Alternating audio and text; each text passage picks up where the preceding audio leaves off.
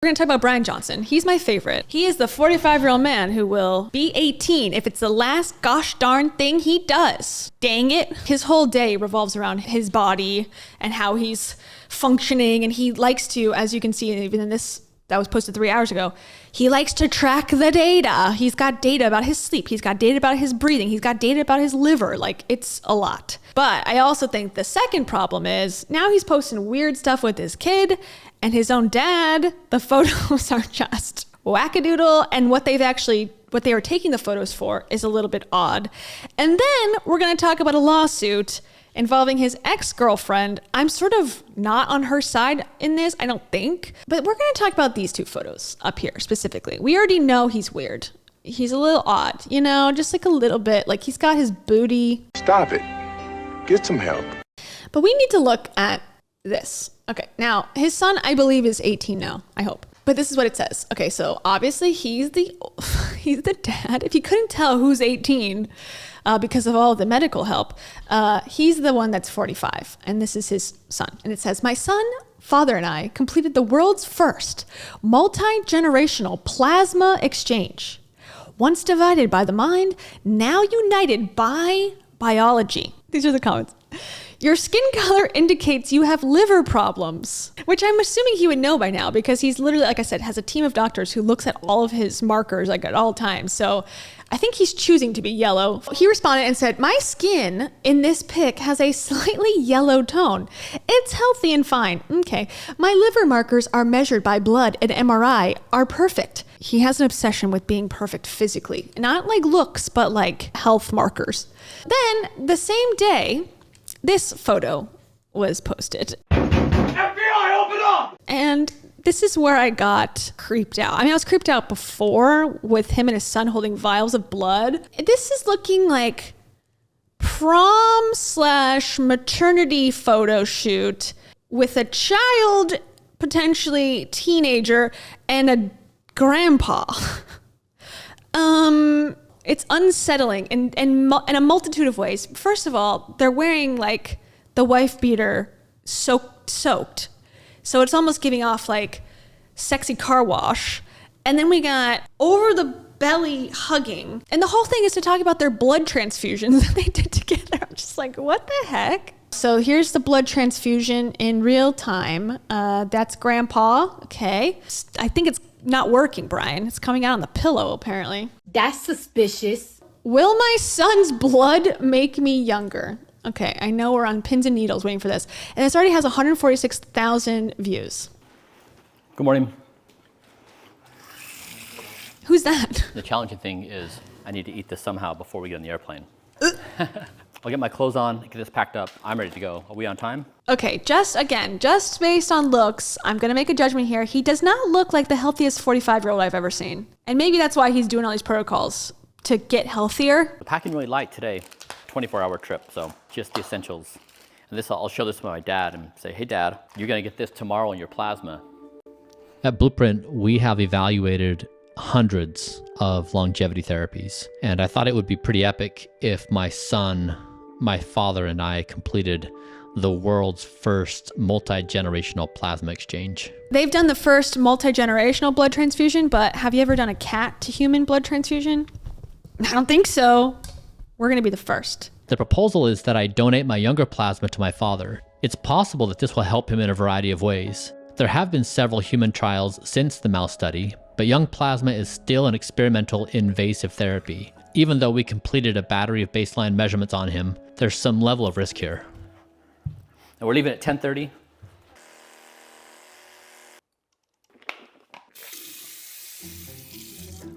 A year ago, I was living with my mom in Virginia, and I had grown up in a religion for all my life, but I'd never really been into it. And a couple years... Okay, as they're showing the temple, they're Mormons. Formerly, I'm assuming, Mormons. My dad actually had left the religion, and he was sort of the outsider kept at bay by my siblings and I because he didn't check the religion box, he could not be trusted. I started to develop a relationship with my dad, and we began working on practical things together, like my homework, and slowly I began to develop a trust for him because I saw that in the areas he's helped me in life, he has had a good track record at helping me succeed. I feel like this script was written by his dad, obviously, and that he's like delivering this to like the custody court. Like, my dad feeds me and cleans me every day, and I am not in danger here. I love living here.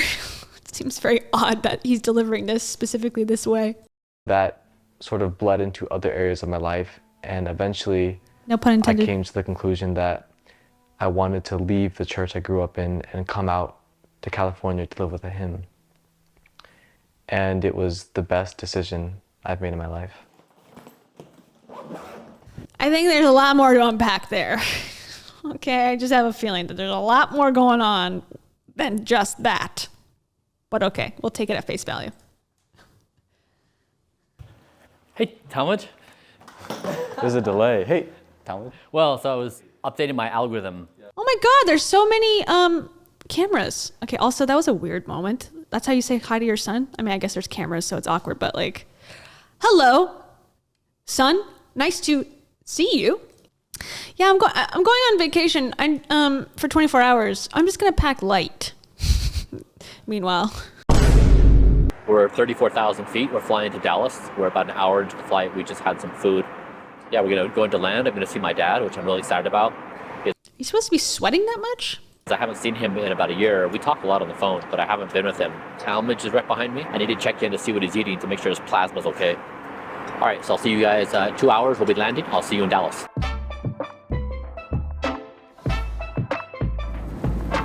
It's Dallas, the home of the steel drum. Dad, you look amazing. I think that's the first time my son and my father and I have all hugged together. That was a beautiful moment that That's I will good. never forget. Yeah. What do you want? Yeah, go ahead next to Talmadge. Okay, Pat. I wonder what the dad's stance on the church is. Is he still a part of it? Interesting. I want to know that dynamic. I get a lot of meanness directed towards me for Project Blueprint. It does something special to just get under people's skins. They seem to just boil and they want to just... Under our skins. I mean, you gotta be honest with yourself, Bryan. Like, as much as you need to be honest with yourself, you know, physical health, you gotta know your cringe level. Your cringe levels are off the charts, okay? You gotta know that. You're posting maternity photos with your dad and son. Like, you know, people are gonna say something. Just unleash on me. I do have to confess, I do love it. All right, let's do the first one. Okay, good. I hope he gets hit by a bus. The thing on this though, I wonder what happens if a bus gets hit by me? And if I were to die, it would probably be choking on broccoli. He probably, you know, he blends everything that he eats. So I think he's thought of that actually. My bedtime is fast approaching and I just don't negotiate with my bedtime, ever. And actually go, physically go. Pull him up. Woo! Richard, I appreciate you. So this is behind the scene of the maternity prom shoot. I feel like the dad is a pretty, like the grandpa is a pretty good sport. And so is the teen, actually, honestly. Like, if my parents had some wacky idea like this, I would be like, I don't want to participate. But the fact that they're in on it and like, cool, we're good to go. We will do this photo shoot with you. We will be on camera with you. Like, it's kind of sweet in its a weird way. If you had to summarize, what would you say? You can think about this as things an individual can do to be healthy and well. We typically think about it as an individual doing something, but rarely this intimate of a setting where you're exchanging biofluids in a way that's meaningfully going to impact your body. A long, healthy life united by the beauties of biology and not divided by the tribalism, destruction, and violence of the mind. He's so intense. My God. Relax. This is Dad. This is Chris. Hi, Chris. How are you? Nice to meet you. Did you say, where's the old guy? Is that what he said? You ever done a multi-generational exchange? Never.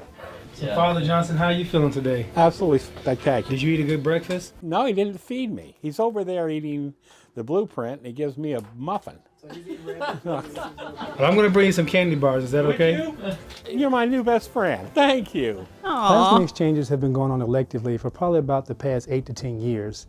More often, people have used plasma transfusions and young plasma for hair regeneration, so injecting into the scalp. If you think about it, people have been donating plasma since the 50s and 60s. It's beneficial for the donor as well as the recipient. All right, well, Talmadge will be up first. One liter out, 1 liter in for me, 1 liter out for me, liter into Dad.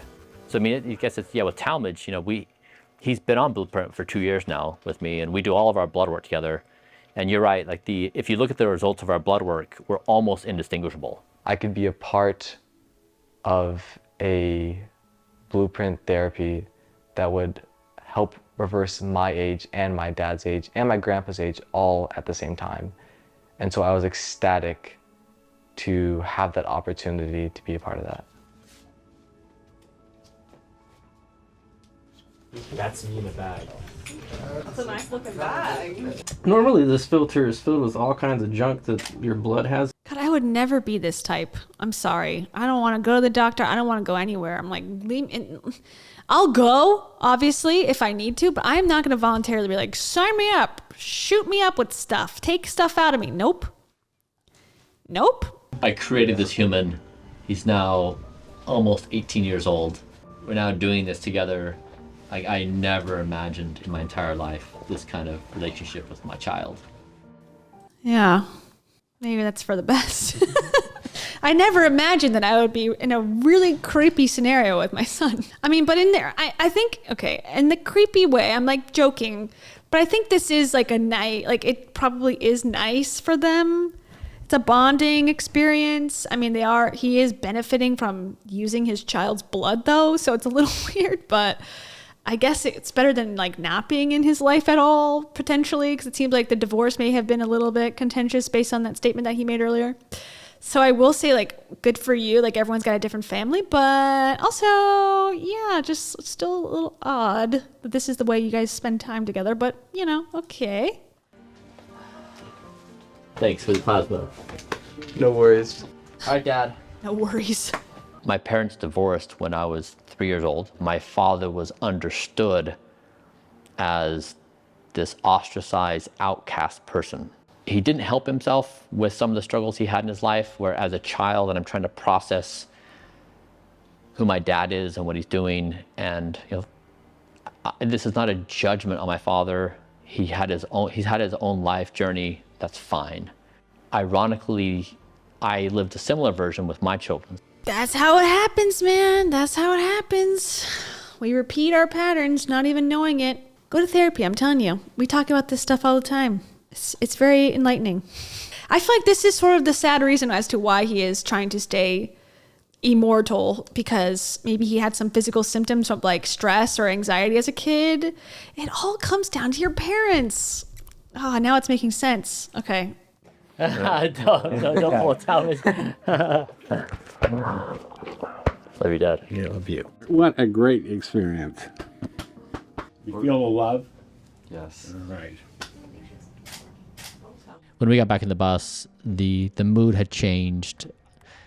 We all felt like a team, even though it was Talmadge, myself, and my... So what happened? Are they healed? Like, what happened? Are they stronger? Are they going to do any testing? What was the point of that? This trip was remarkable. It honestly exceeded my expectations in every possible way. The multi-generational plasma, it was a first in the world to ever be done. Also, it was an emotional experience for Talmadge, my dad, and I. We were able to reconcile. We were divided by the mind and we were unified by our biology, and it was sweet.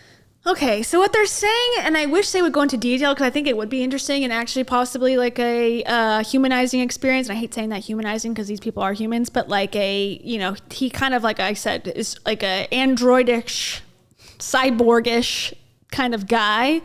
And I'm sure it does. I'm sure this is a response, like his whole blueprint, I'm going to be, the healthiest man that's ever walked the earth, here's the proof, is a response from something in his childhood. I would just assume that based on the extremeness of it. But they're cutting a lot of it out, it seems. Like I'm missing the context. And I guess what they're saying is like, okay, we went to go get our blood together. And during that, we connected because we were talking about religion and talking about something. But they didn't share that with us. And that's fine. But it's also like, that's the stuff I want to see. That's That's the stuff I'm interested in as a consumer. I don't give a shit about blood transfusions and all that. Like, I want to know your dad's relationship and you and like what that means to you and Mormons and your son and all of that. But, you know, I guess we will never know. In a documentary, I guess I mean. I don't need it on social media. And caring and loving, and it was just one of the most beautiful experiences of my entire life. I'm appreciative that we are able to do this on a journey with you, and hope you enjoyed it. All right, now for one last bit, for the 100,000th subscriber, I will give you 1 liter of my plasma. Subscribe below. Just kidding. Good joke there, Brian. Okay. And he has, let's see how many subs he has. He has 246,000. So, you know, I think someone just got something in the mail and they're scared. All right. So now, that was interesting. There was no conclusion. What was changed? No one knows. Why did they do it? No one knows. Why do we care? Because it's weird. And maybe the photos are because of that. But now we're going to move on to a woman in his life, she's currently a woman. I was going to say former woman, his former girlfriend. And they have quite the tumultuous tale to tell. So basically, they were dating. Let me just read the article. It's short. It's not like a whole thing. They were dating and she got cancer and allegedly he dumped her. Like, I don't deal with disease, obviously. Bryan Johnson is the healthiest man alive, according to him. So, you know, I guess maybe he's afraid that he's going to catch something, or they had a relationship that was bad and this is an excuse. I don't know. But the headline here being tech mogul Bryan Johnson, who spends $2 million a year for 18-year-old body, cheated on and dumped fiance after she got breast cancer. Now, where did they get this information from? A lawsuit. Which is the interesting part to me, because the cheating and the leaving is one thing. Obviously not good. Makes him look like an asshole. The lawsuit, though, is the part where I'm like, huh? You can sue for that? I need to go to court. No, I'm just kidding. But here's the basics, and then we'll talk about who she is. And she's also kind of interesting, which makes sense. Okay, the aging tech mogul who spends $2 million a year to get an 18-year-old body was a serial cheater who dumped his fiancée while she was undergoing breast cancer treatments, according to a bombshell lawsuit filed by his jilted lover. Okay. Bryan Johnson, 45, made headlines last month with his pricey regimen of exercise, special diet, and even being hooked up to a machine that counts the number of his nighttime erections. But his former Flame TV actress Taryn Southern alleged in a complaint that the multimillionaire forced her to accept his philandering lifestyle and kicked her out of their Los Angeles home after her cancer diagnosis. Okay, so she filed a lawsuit in 2021. She claims that Johnson was manipulative and controlling during their 3-year relationship, and it ended in 2019. Johnson, in return, accuses Southern of attempting to extort him by threatening to make outlandish and salacious allegations about him in public forums unless he paid her exorbitant demands. Now, I sort of can, but I don't know anything about her. Here she is. I don't know anything about her personality, about who she is as a person, but those claims, I mean, filing a lawsuit against your boyfriend because you break up, and I don't know, like, to me, just on first blush, I have not read through the whole lawsuit. It's sort of like, you know, you're not married, but, you know, like, can you, like, I'm sort of finding it hard to go, yeah, she's owed her money, but, you know, I could be wrong. When reached by the Post on Thursday, a lawyer for Southern declined to comment. Okay. Southern, who has made guest appearances on Rules of Engagement, New Girl, and American Dad, moved in with Johnson 4 months after they first met. Well, red flag number 1. They met first in 2016 and they got engaged in 2018. Okay. But the romance with a divorced fitness nut turned rocky. So I guess he was divorced. Southern claims Johnson pressured her into letting him have sex with other women despite her repeated requests for monogamy. She also alleged Johnson had flings with more than a dozen women during the relationship, paid for prostitutes, and pursued women through sugar daddy apps. Okay, I can, as a judgment based on watching him and seeing his Instagram, I can believe that, I think. Very eccentric person. Johnson, who made his fortune by selling payment processing firm Braintree Payment Solutions to eBay for $800 million in cash, demanded Southern, quote, share a full list of her past sexual partners with him and describe the sexual acts that took place, according to the lawsuit. Johnson claimed he needed to know her past exploits because he was concerned about suffering any reputational risk as a result of her having been with or dated other men. Okay, but he could go and do whatever he wants. That's fair. Even though he had been dating and sleeping with a myriad number of women after his divorce and before meeting her, says the court filing. His fanatical insistence on privacy required Southern to communicate with him only via the private messenger app Signal, where he could set messages to disappear in order to limit records of his communications. Johnson was also alleged to have used a number of burner phones. More pictures of her. Southern provided companionship as well as an intellectual and professional services for various business projects. I mean, I don't know. That's the part where I'm like, were you at dinner and like talking about work and now you're like, that's professional services? I don't know. I'm on the camp that's like, come on, like, let's be real. But, you know, I don't know. She helped Johnson with the development and marketing of his personal brand, assistance with a documentary about the brain he hoped to finance, marketing efforts for his children's book. Of course, they all have children's books for some reason. Advice and insights on several venture investments, and the development and execution of branding and marketing initiatives for his self-financed company, Colonel, and that's the brain helmet scanning company. Johnson had agreed to provide lifelong financial support to Southern, though he reneged once she was diagnosed with breast cancer. Johnson is alleged to have told Southern that she became a net negative and a bad deal for him. I mean, I can also see him saying that because it sounds like something he would say based on his discipline of like what he eats in a day. As part of the couple's separation, the lawsuit alleges that Johnson breached an express oral or implied agreement whereby he would pay $149,000 towards her living and moving expenses in exchange for Ms. Southern's promise to start looking for a new place to live as soon as possible. And here's a totally normal man standing in his living room. Let's see who Taryn is. Okay, she's definitely like galactic. That's the vibe. Galactic, I'm getting. Now, she's the chief storytelling officer at Black Rock Neuro.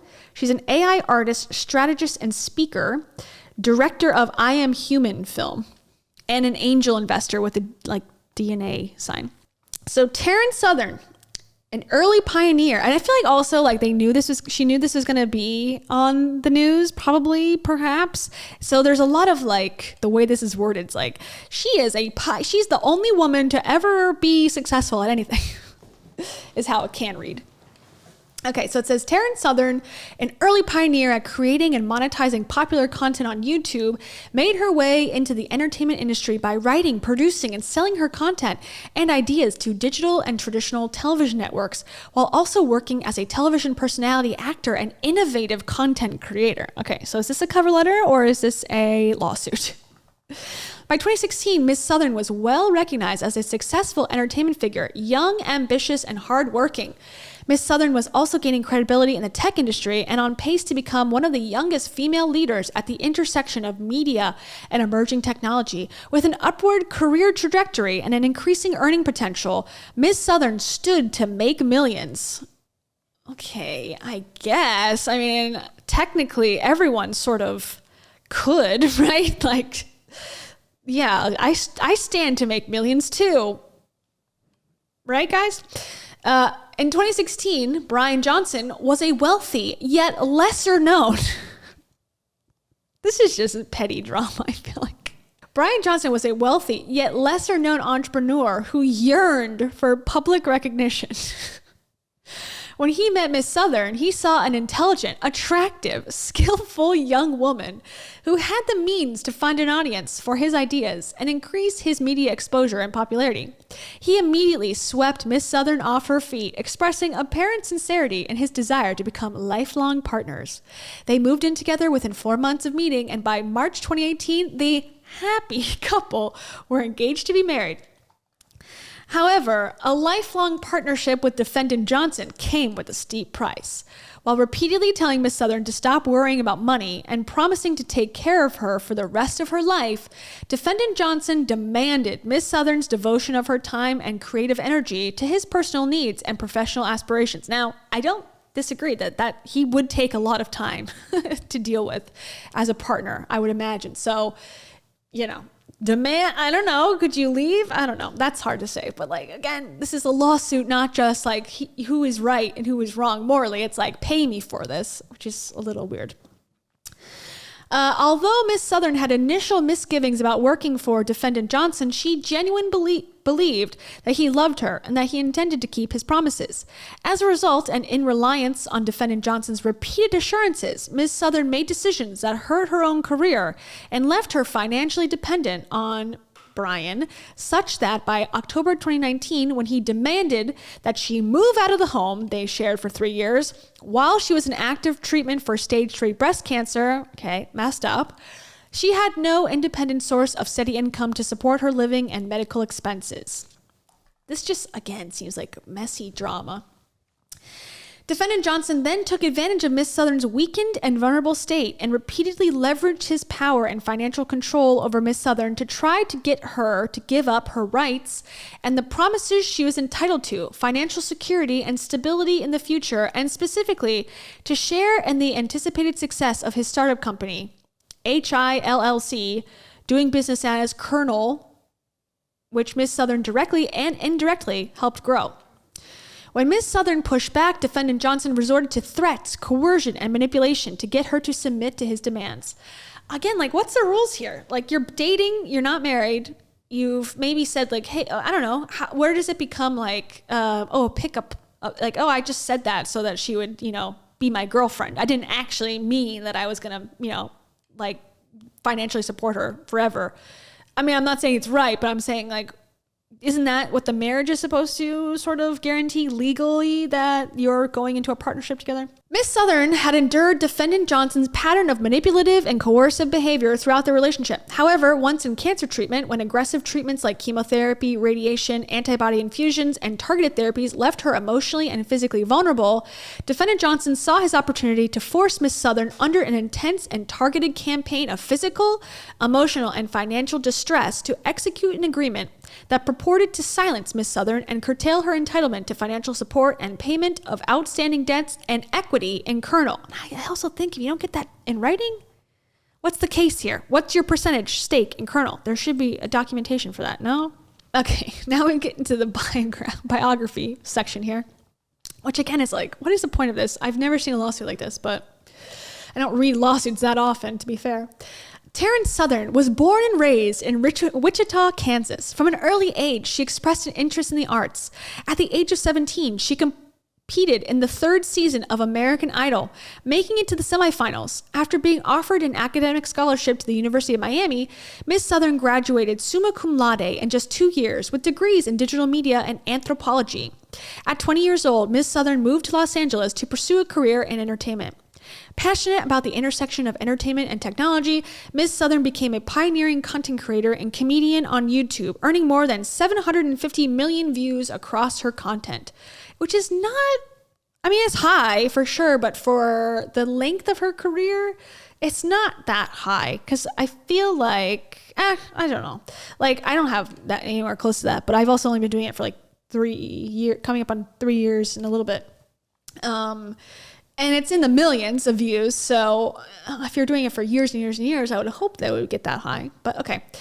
Miss Southern accomplished something that many YouTube creators couldn't do. She deftly maneuvered between digital and traditional entertainment industries, not just as an actor, but as an innovator, comedian, writer, digital strategist, producer, and director. In 2007, she was the youngest female to ever host and produce her own show, which sold to DirecTV. In 2008, Miss Southern wrote and produced her first comedic musical web series, which was released across various media platforms and later sold to MTV. In addition to her recurring roles and guest appearances in popular television shows like Rules of Engagement, New Girl, American Dad, The League, Guys with Kids, The X Factor, to name a few, Miss Southern also released a comedy album which reached number 20 on the iTunes comedy chart and was recognized as a new and noteworthy artist by Billboard. They're really trying to make this person sound like she deserves money. I don't get it. Am I being mean here? I'm confused. By 2016, Miss Southern had produced more than 1,500 pieces of digital content, sold shows to networks like DirecTV, MTV, and Maker Studios, and also very impressive, I will say. Wrote contributing articles to Business Insider and TechCrunch, and produced campaigns for companies like Marriott, Condé Nast, MovieTickets.com, Today's Show, Snapchat, and more. If she continued down this path, Miss Southern was on pace to becoming a powerful female voice in this growing intersection of technology and media. I'm like, maybe, of course, like entertainment careers can succeed or not. I mean, they're very, what's the word? I don't know, up and down. Bryan Johnson, a loser asshole. No, that's not what it says. Bryan Johnson, an entrepreneur and venture capitalist, was best known for founding Braintree, a company which specialized in mobile and web payment systems, and which was acquired by PayPal for $800 million in 2013. In early 2016, Johnson also founded Kernel, a company with the initial purpose of building hardware and software to augment human intelligence, but later evolved its focus to monitoring and recording brain activity. Johnson also had 3 young children from a prior marriage that was dissolved on or about 2014.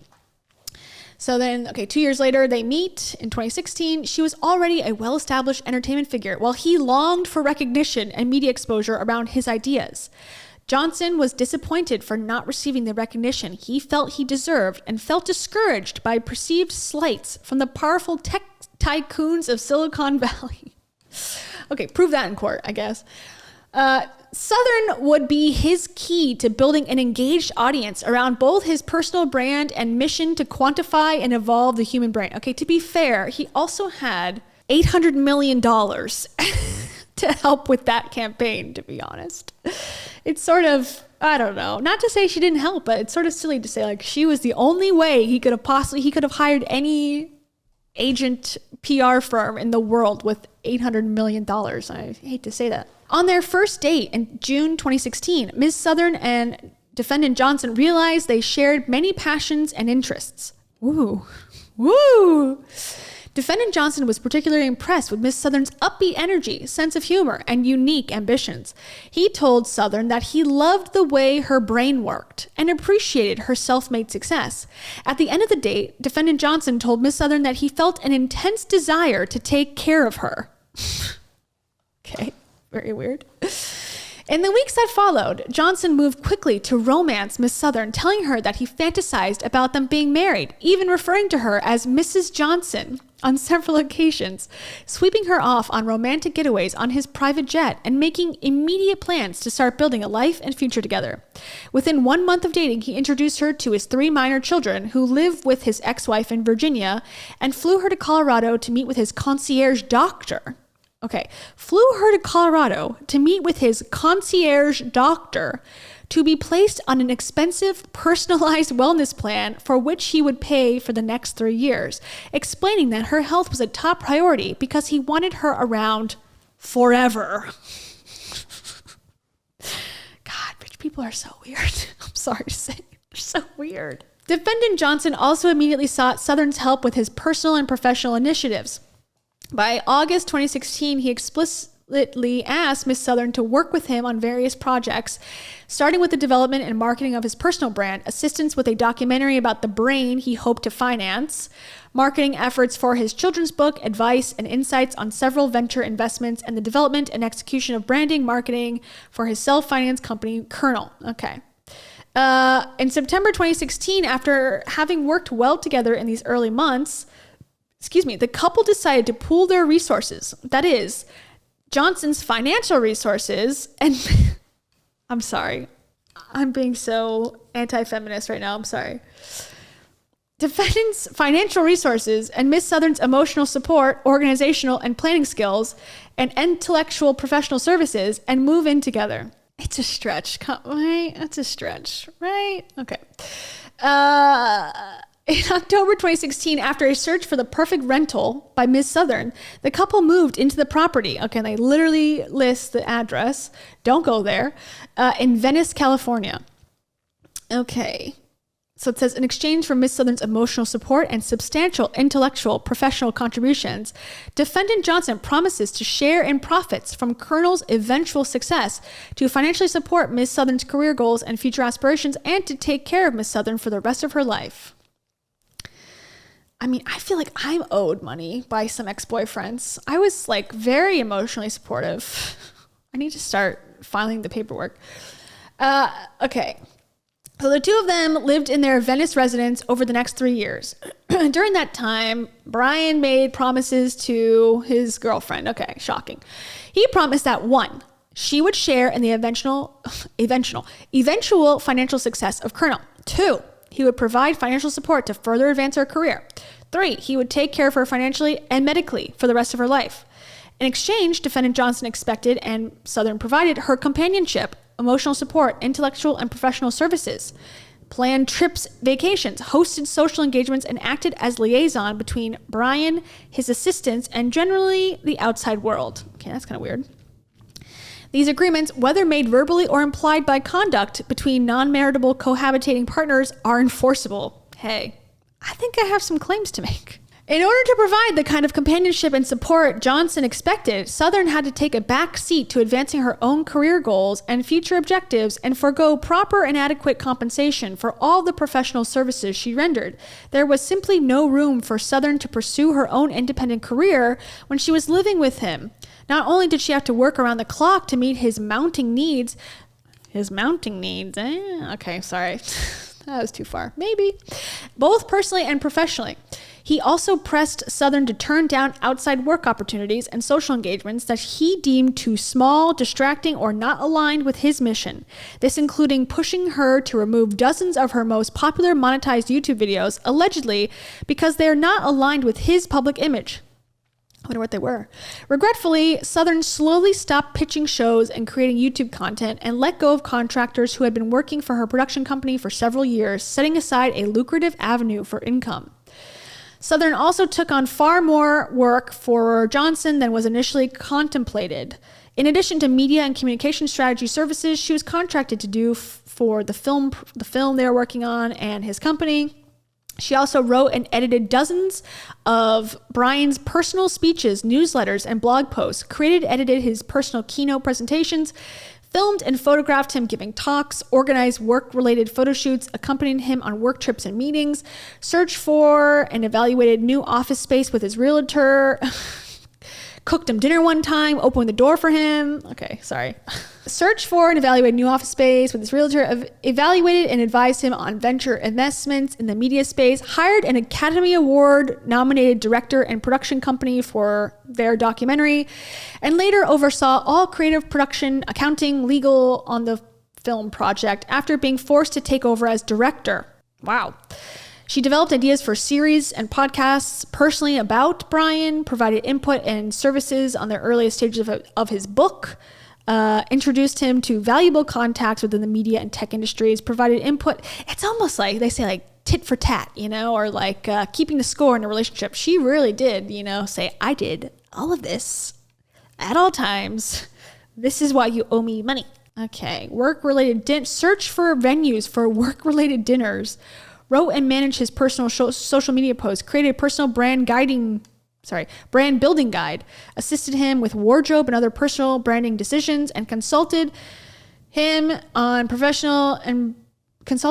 many of his personal and professional decisions. As his girlfriend and later fiance, she devoted her free time almost exclusively to helping him on the personal front. She spent time searching for and viewing both rental and forever homes, planned and organized dozens of trips, organized and hosted personal photo shoots, parties, and dinners, worked with an interior designer to decorate his Virginia home, acted as a liaison between his assistants. Oh my God, I don't know. Planned weekends with his children and interfaced with his team on external public relations.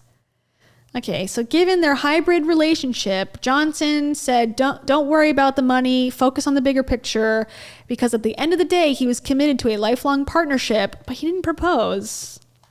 So that remains to be seen.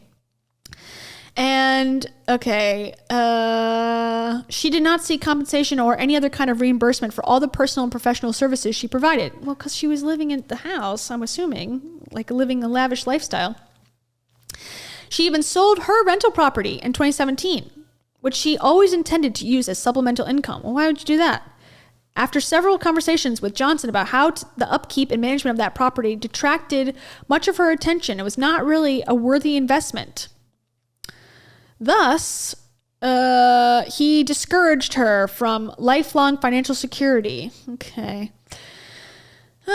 So he's a jerk. She wants money. Okay. As a woman or as any person in any relationship, I think it's completely insane to not think that that's always, maybe it's just my like overreactive brain, but like at any turn you should kind of be prepared. Like this could end. I don't have a ring on my finger. This is not a legal document. Anything could transpire. He's like delivering a lot of promises here. Be rational. Have your side thing. If you don't have a joint bank account, be smart.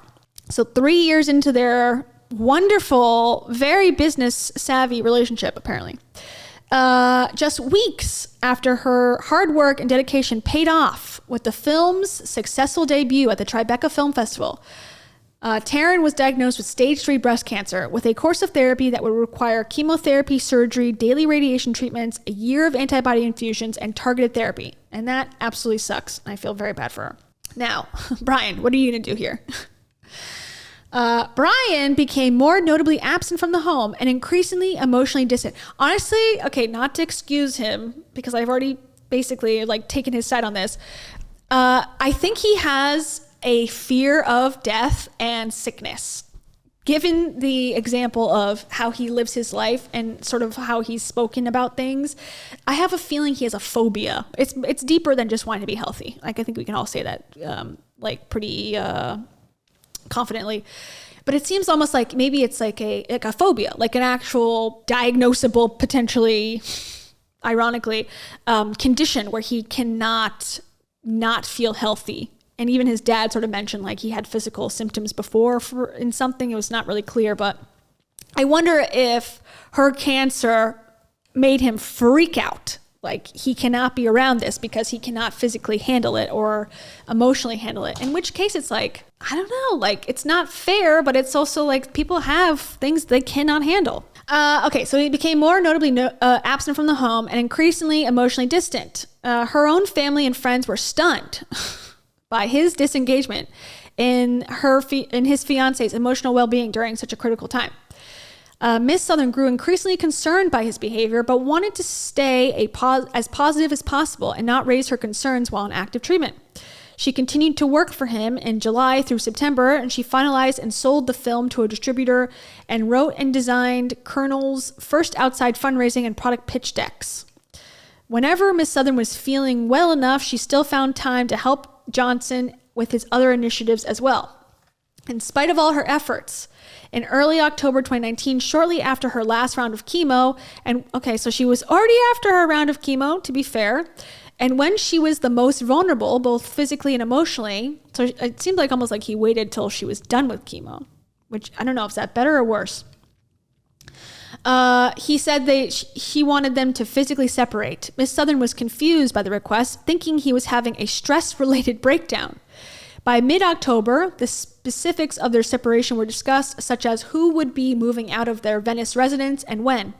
Johnson wanted Southern to move out, stating it would be very inconvenient for him to move. Whatever inconvenience he faced paled in comparison to the pressure and stress that was going on or she was facing and having to search for a place to live while recovering from chemo, navigating the unknowns of her diagnosis and preparing for surgery and radiation. Okay, so she wasn't done with the whole treatment problem. She was just done with chemo. Okay, so it is sort of a hard time. I mean, it's hard regardless, but I thought like he waited to the end. I'm like, okay, well maybe that was his way of like being kind, but if she still had surgery and all that, that's, not quite the end.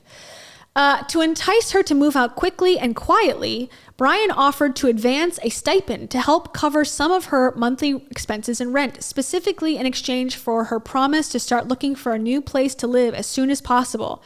He offered to advance at least $5,000 per month towards rent, $7,000 per month towards her living expenses and business adventures.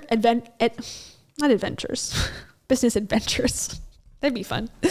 That'd be like a TV show. Business adventures. The fun, wacky world of Corporate America, okay.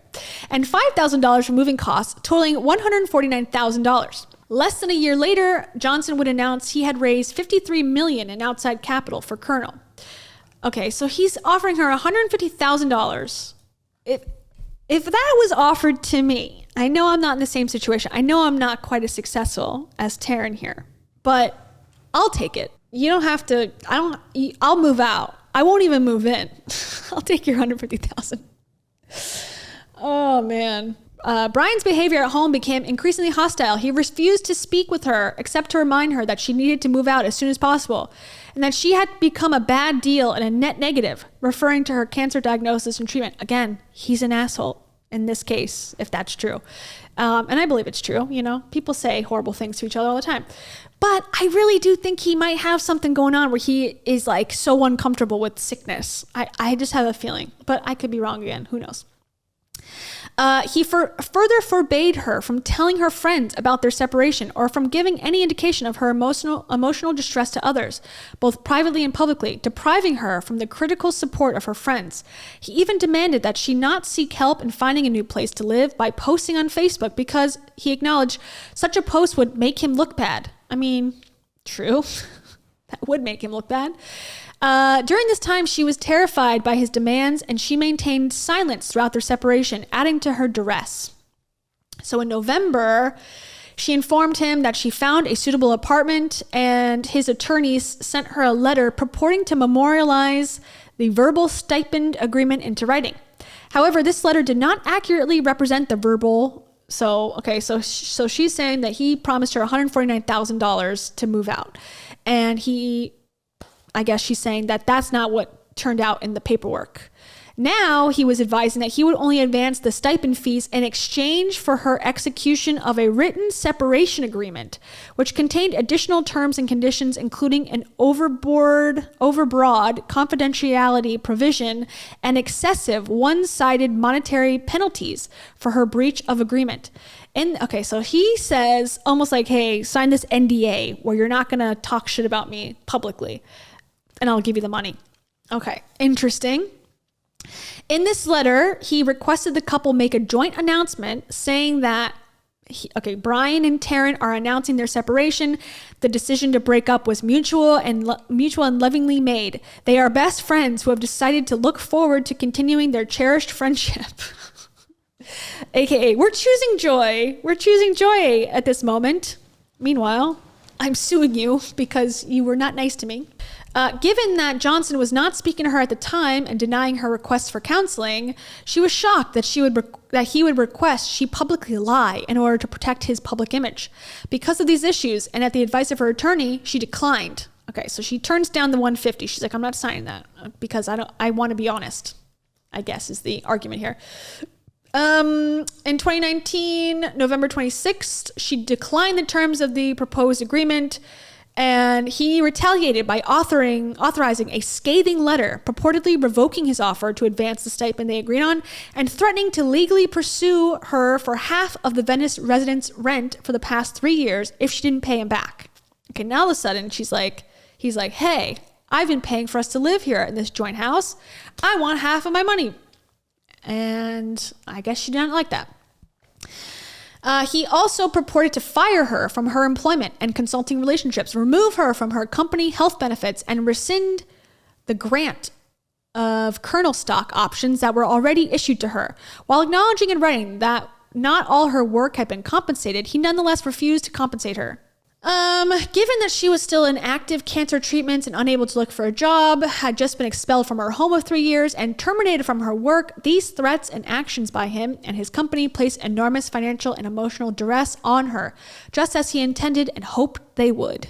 Okay, that's sort of assuming quite a bit, but all right. In November, in that letter, he also moved to deprive her from the support and counsel of her attorney.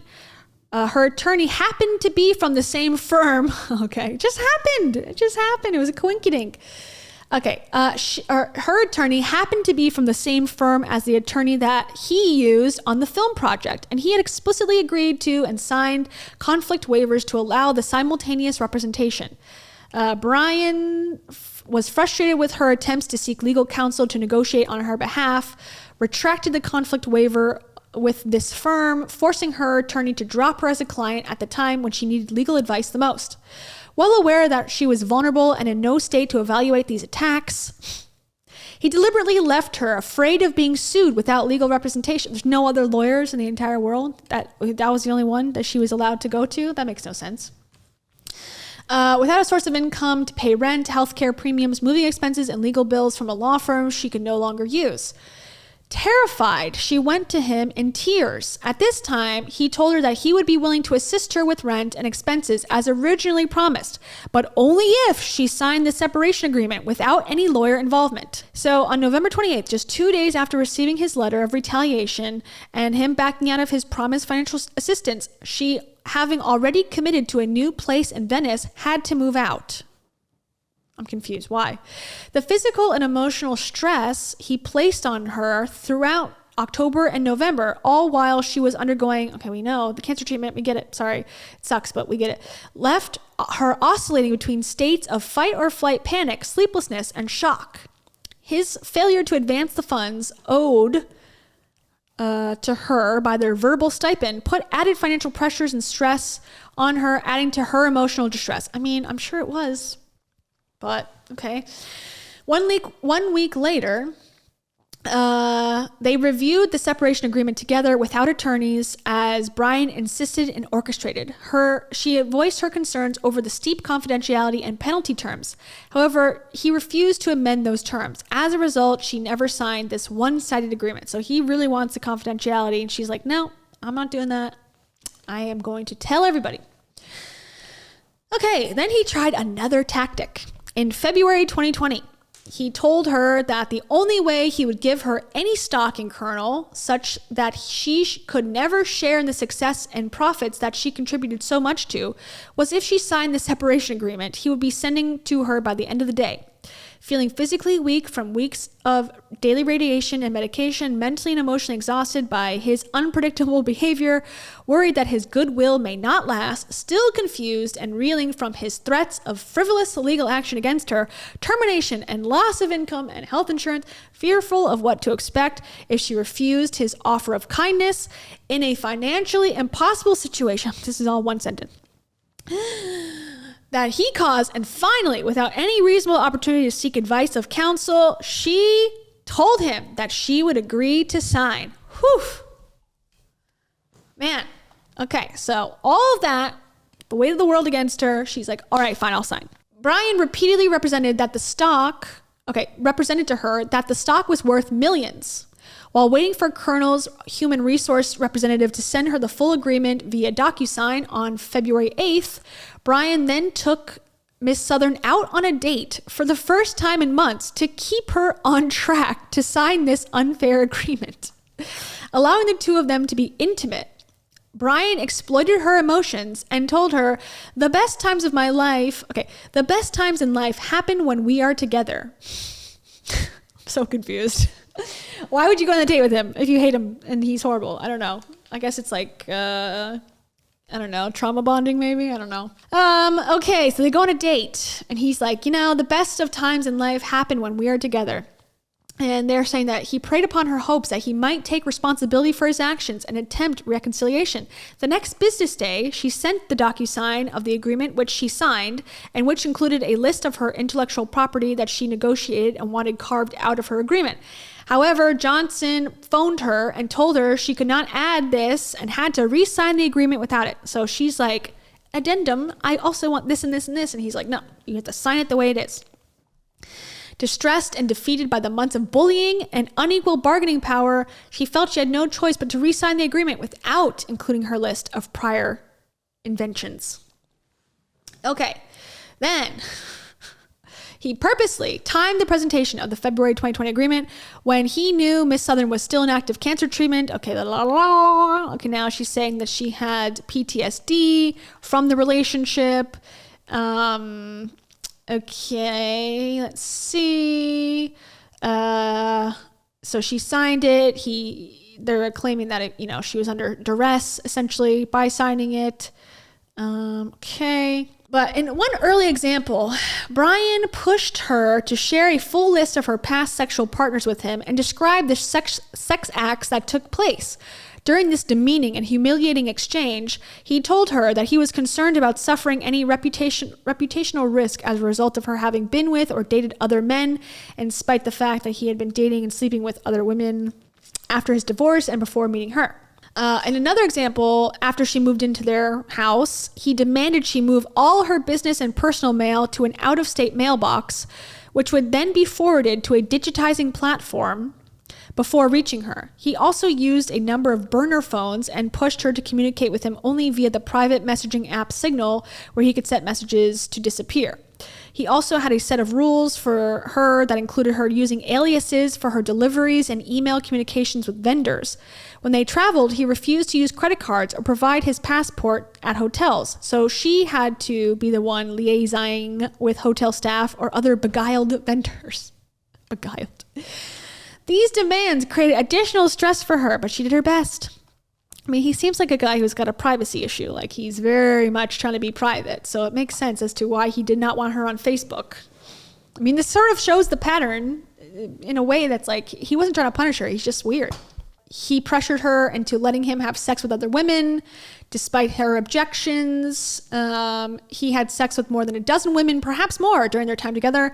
Some of these women he knew. He aggressively pursued and propositioned her own friends and acquaintances, while other women were paid prostitutes or girls from sugar daddy apps. Paying for sex, however, was less fun for Johnson than seducing women, and he became obsessed with his sexual conquests and relaying the details of his triumphs to her under the guise of radical transparency and honesty. I mean, he is being honest, right? That is worth something, right? Okay, she expressed anguish over his behavior, but he found ways to gaslight or manipulate her objections to his infidelity to make her seem like the insensible one. I mean, polyamory is a thing. So it's not like, oh, well, you knew that that's not right. It's like, for some people, it's totally fine. For example, he would tell her that her emotional reactions were unfair attempts to make him feel ashamed, and that if she could only support his personal needs and behavior, it would make his love for her grow only more intense. And when that did not work, she would break down in tears. He would tell her that he was just going through a phase, intimating that she could just be patient and wait things out. Because these activities were perpetrated in the supposed context of a committed and loving lifelong relationship, she kept trying to work through this phase with him, even in times of intense emotional pain. Damages in excess of $1 million, including but not limited to compensatory, and special damages. So she wants over $1 million in compensation. Does that sound fair for the situation she endured? To me, no.